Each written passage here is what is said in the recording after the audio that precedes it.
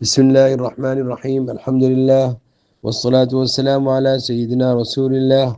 وعلی آلہ وصحبہ اجمعین۔ میرے عزیز دوستو، جمعہ کے دن ایک ایسا عمل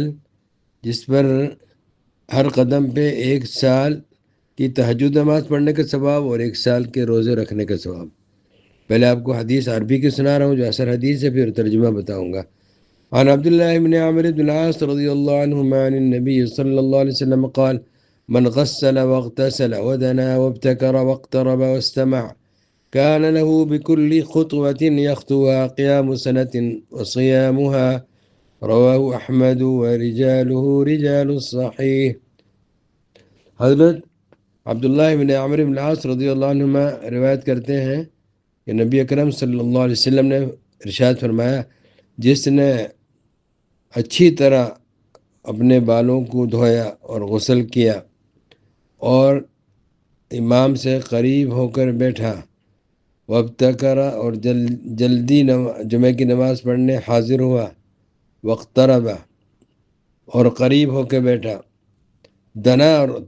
واقتربا قریب ایک ہی معنی ہے، واستمع اور امام کا خطبہ اچھی طرح سنا،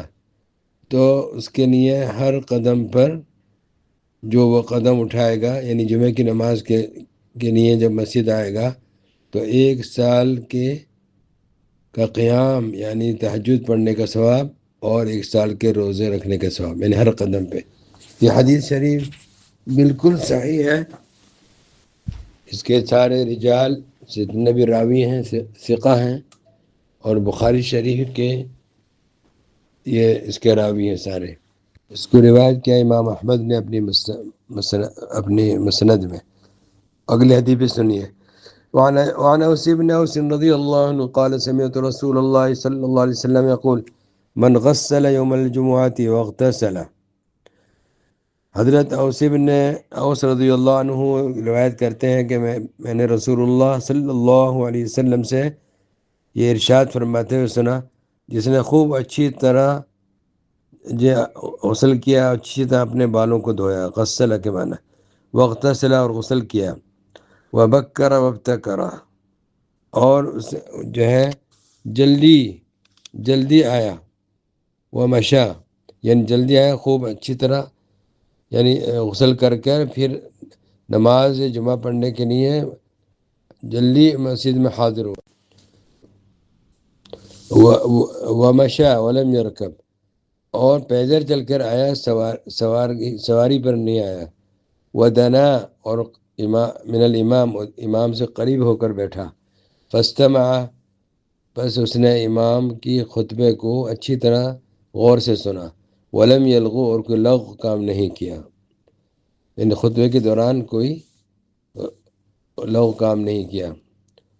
کان لہ بکل خطوۃ عمل سنۃ اجر صیامها وقیامها، تو اس کے لیے ہر قدم پر 1 سال کے روزے رکھنے کا اور 1 سال تہجد کی نماز پڑھنے کا ثواب ہے۔ روایت کیا اس کو امام احمد نے، امام ابو داود نے، امام ترمذی نے، اور اس کو حسن قرار دیا، امام نسائی نے بھی اس کو روایت کیا، امام ابن ماجہ نے بھی، اور ابن خزیمہ نے، اور ابن حبان نے، اور حاکم نے، تمام حضرات نے اس حدیث کو، اس کی سند کو صحیح قرار دیا ہے۔ اور حضرت ابو ہریرہ رضی اللہ عنہ کی حدیث میں ہے کہ رسول اللہ صلی اللہ علیہ وسلم نے فرمایا: جب جمعہ کا دن ہو تو جو شخص غسل کرے، فاغتسل وغسل رأسہ اور اپنے سر کو دھوئے، یعنی اچھی طرح سارا غسل کرے، لیکن سر کیونکہ عرب لوگ بال بڑے بڑے رکھتے تھے تو یعنی اچھی طرح بالوں کو دھوئے،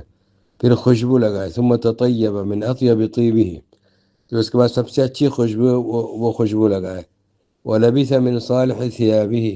تو اس کے اچھے کپڑے ہیں وہ پہنے، ثم خرج الی الصلاۃ، پھر وہ نماز کی طرف نکل آئے،